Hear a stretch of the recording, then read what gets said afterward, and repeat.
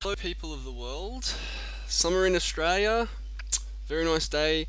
I've actually got a 1 day off. I've actually fortunate enough to get today off, so I thought I'd take the opportunity to update things with what's been going on.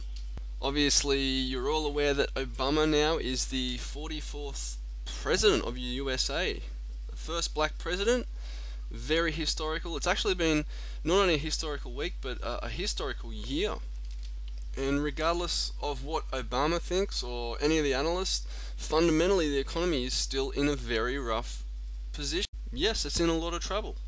I was stumbling across the internet and I happened to find a very interesting chart of what happened in 1929. If you recognize the chart at the moment, you will see that in October of 29 there was a very big market crash here in this area here.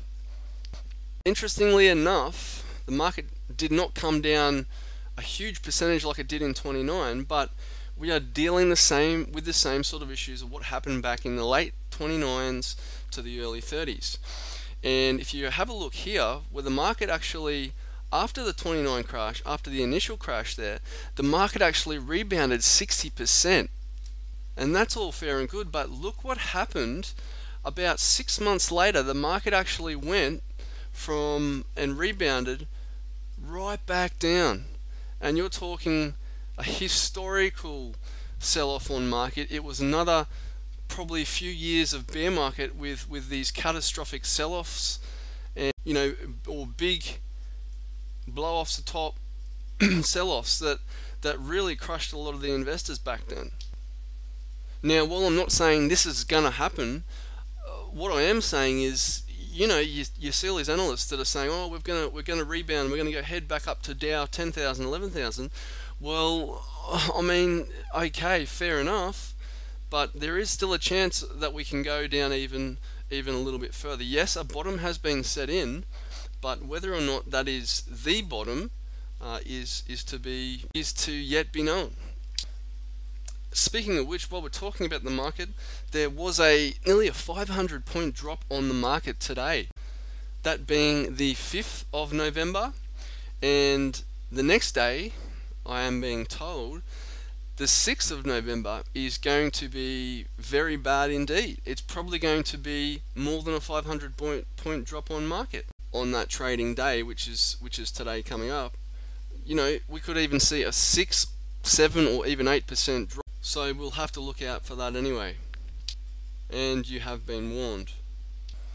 For my liking, I think that the election and this post-rally we saw with the election was really taking the focus off what is going on with the economy. The economy is in a stink hole at the moment. I know a few months back that, well, I thought that Obama would probably get in. And now that he has been elected president, he has a big job. It's a huge job anyway, but what's going to make it harder for Obama is what is happening with some of these big banks, the mortgage facilities, people getting foreclosed on homes.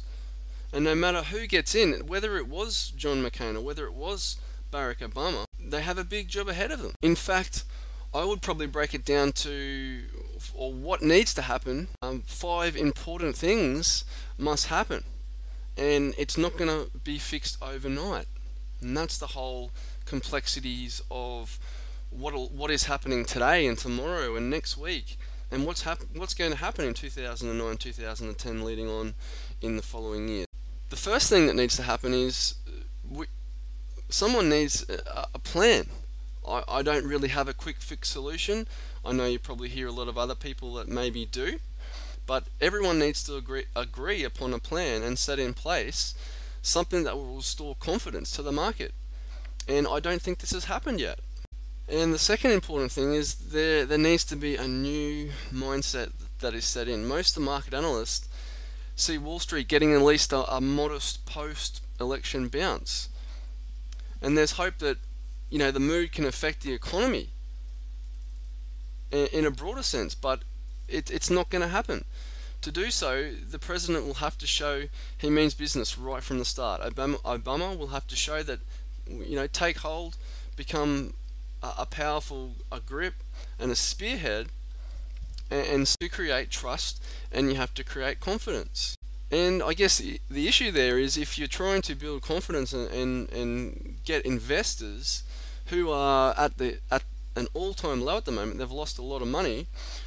One has a lot of great uncertainties facing the new president, and the enthusiasm on how to fix the banking and mortgage crisis is very complex, and it's going to be very hard to instill confidence back into the hard-working citizens, not only of America, but anyone affected by the subprime industries. Another important element, maybe the third one there, is how they're going to fix the housing and home loans crisis.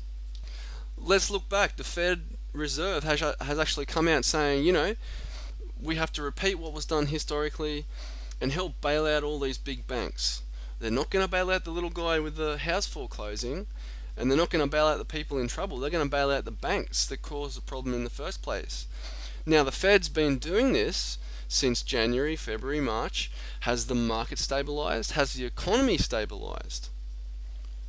No, it's been historically unsuccessful. That's the right term for it. Historically unsuccessful. And the blowout you're seeing in 2008 is the same along the lines of the saving and loans crisis back in the late 80s, where the banks were closed, they claimed a bank holiday, and the market collapsed.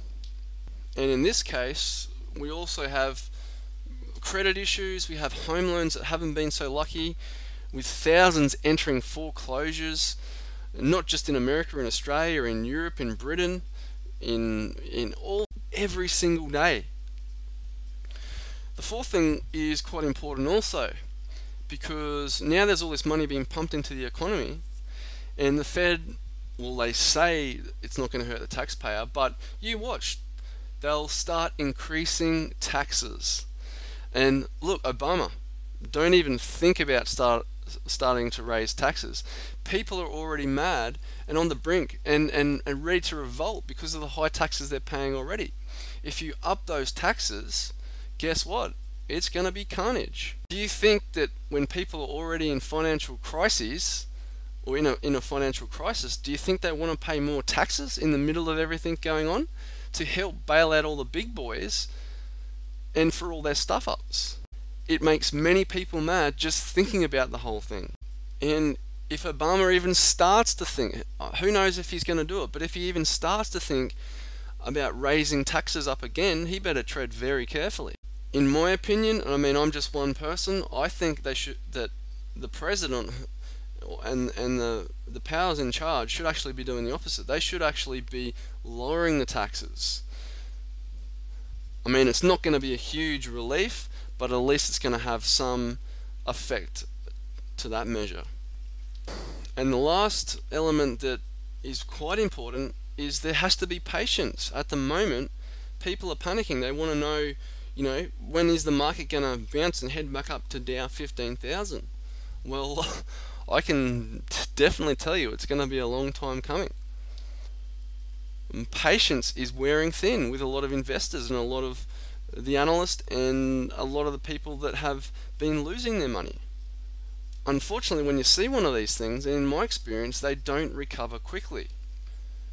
And patience, like a commodity, is open to a short supply in Washington's Hall of Power. And it'll be extremely valuable in the days ahead.